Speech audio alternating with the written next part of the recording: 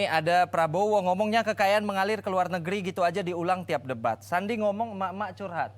Nah ini menarik untuk saya bahas dengan dua narasumber saya yang ada di studio malam hari ini. Dini Sarah, bagaimana?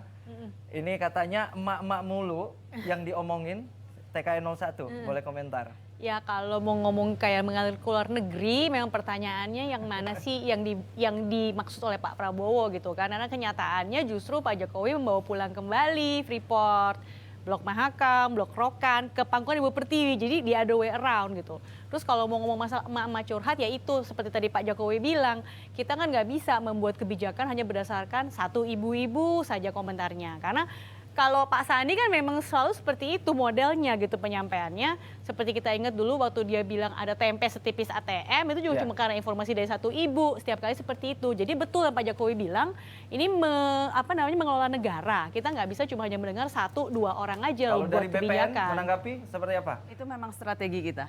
Jadi Strateginya justru untuk fokus ke one message strategy. Oke. Itu kenapa kita perlu mengulang-ulang karena buktinya masih banyak orang warga yang walaupun kita ada yang terus menonton debat, tapi banyak juga yang belum sempat mendengarkan. Jadi kita memang perlu untuk menyampaikan terus karena ini penting sekali. Kalau kita bicara tentang harta yang keluar negeri itu bukan dari kami, itu datanya justru dari KPK dan justru dari kenapa ada tax amnesty waktu itu kan karena memang kita ketahui ada harta yang dibawa ke luar negeri, 11.000 triliun ada di luar negeri. Kita tahan dulu, masih ada komentar lain yang akan kita komentari malam ini. Ekonomi kita salah arah, terjadi deindustrialisasi. Mengapa Pak Jokowi mengimpor? Ini pertanyaannya adalah untuk TKN 01 ya, saya akan lemparkan terlebih dahulu. 4,5 tahun Pak Jokowi. Kenapa mengimpor? Sebetulnya kalau dibilang kita itu mengimpor sama seperti sebelumnya atau lebih banyak nggak juga. Kalau kita lihat seperti dalam impor beras, impor jagung, memang itu masih ada karena memang for the sake of stabilisasi harga. Dan kalau kita lihat impor masih ada tapi toh jumlahnya signifikan menurun gitu. Nah memang kedepannya tantangan juga nih ya buat siapapun juga akan jadi presiden di periode kedua, berhubungan dengan impor, berhubungan dengan stok bahan pangan, itu kita bicara mengenai akurasi data. Jadi kalau kemarin itu ternyata juga kita temukan pengukuran sawah itu masih dilakukan manual di era revolusi industri 4.0.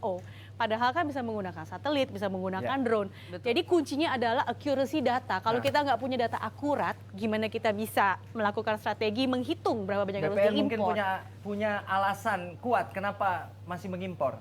Seperti apa? Justru itu yang menjadi pertanyaan kami karena memang janji dari Pak Jokowi 5 tahun yang lalu adalah untuk stop import. Itu yang jadi pertanyaan kenapa akhirnya janji tersebut diingkar. Karena kita melihat ini justru dari kami bukan tentang men-stop impor sama sekali, tetapi memastikan bahwa impor itu tidak dilakukan pada saat panen sehingga justru merugikan para petani kita. Itu yang mungkin menjadi salah satu hal yang utama dari kita adalah melakukan impor itu harus dengan kebijakan yang pro rakyat. Oke, baik, kita akan lihat kembali komentar berikutnya. Ekonomi baik-baik saja, lapangan kerja terbuka luas. Lantas kenapa harus ada kartu-kartu? Ini menarik. Saya tadi mencatat ada kartu prakerja dari Pak Jokowi. Kemudian program yang mirip ya, ada rumah siap kerja dari Pak Prabowo Sandi. Ini seperti apa? Mungkin TKN 01 bisa menjawab. Kenapa harus kartu? Kenapa harus kartu? Karena kalau misalnya dari 02 kan memang bilang kenapa nggak pakai IKTP aja gitu. Nah yang pertama secara teknikal kita juga mesti lihat apakah chip IKTP itu sudah siap memadai untuk semua program itu. Terus kemudian yang dilihat kedua adalah audiens daripada penerima kartu tersebut, manfaat tersebut juga berbeda-beda. Sekarang contohnya misalnya untuk kartu Indonesia Pintar untuk anak-anak SD itu di bawah 17 tahun belum punya KTP kan, terus gimana kalau nggak ada kartu-kartu itu?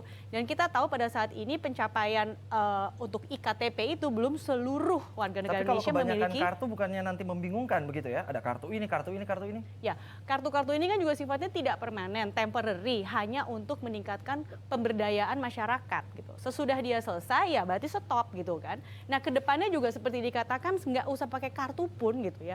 Kita bisa pakai barcode kok kalau memang masyarakat sudah siap, palaparing sudah siap, pakai internet. Dengan barcode pun juga cukup gitu, nggak perlu dengan kartu-kartu itu. Silakan menanggapi. Ya, kita memang melihat bahwa kita tidak menyodorkan EKTP dengan tanpa pembelajaran lebih dalam. Tentunya ini pun juga datang dari masukan-masukan experts ya, para pakar big data. Yang dimana sebenarnya justru 01 juga sudah sangat menyodorkan tentang teknologi ini. Betul. Karena justru kita mau mendorong kalau memang kita punya teknologinya, karena di negara-negara lain itu sudah berlaku. Satu kartu bisa untuk bayar, bisa untuk data kesehatan, bisa untuk data misalnya itu difabel, nggak perlu ada kartu difabel. Jadi cukup satu kartu begitu? Cukup satu kartu bisa digunakan karena sudah di negara-negara lain itu sudah berlaku. Dan kalau kita bicara tentang untuk KTP tidak ada kan ada kartu anak sekarang. Itu pun juga bisa berlaku. Tapi bagi kami kalau yang buat anak-anak misalnya yang berhubungan dengan pendidikan misalnya.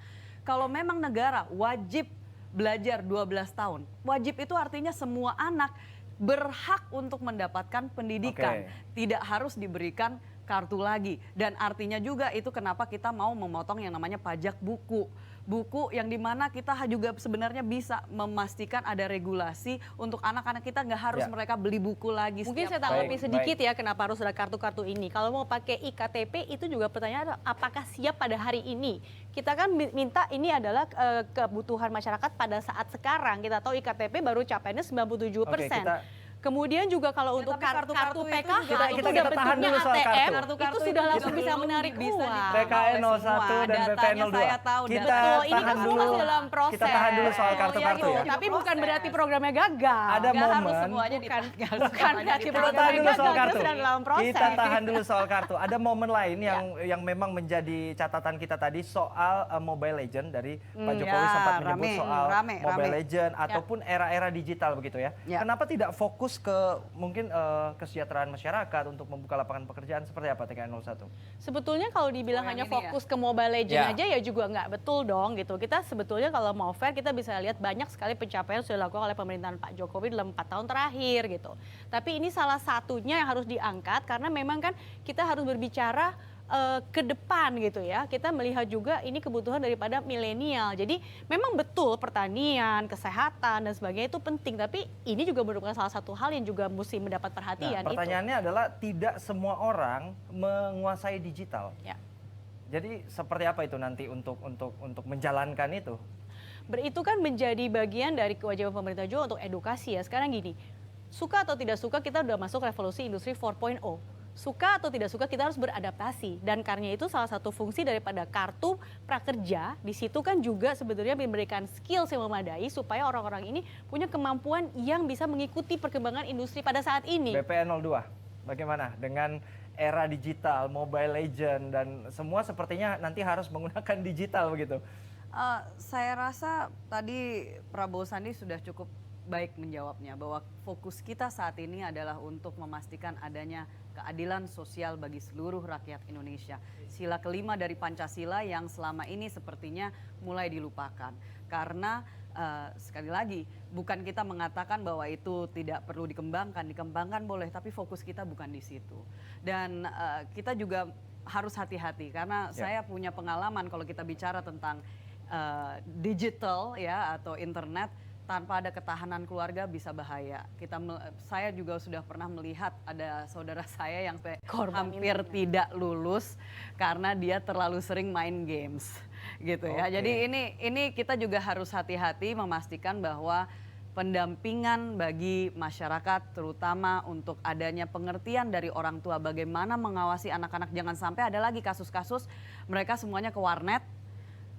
Bolos sekolah gitu kan. Ini juga kita harus hati-hati di sini. Tapi tetap saja kalau kita bicara tentang ilmunya itu bisa dikembangkan. Kita bicara tentang produk-produk yang bisa itu pasti. Jangan sampai kita hanya konsumer aja tapi kita mengembangkan intinya aplikasi harus dan ada keseimbangan begitu ya. Keseimbangan. Oke, baik kita akan tahan dulu pemirsa. Kita sudah lihat aneka komentar netizen tentang debat Capres Cawapres. Sesaat lagi kita akan kembali dengan analisa perilaku dan ekspresi kedua paslon, tentunya dengan pengamat perilaku Kirdi Putra. Tetaplah bersama kami.